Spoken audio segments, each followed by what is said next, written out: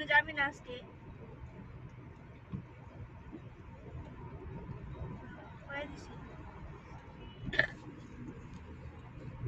না আমি জ্যোতিরও করে দিছি, ও যাইবে বসে তো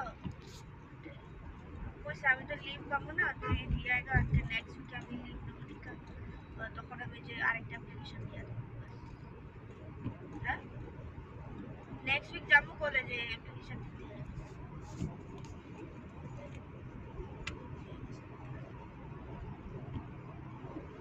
কত কত চোটা মানুষ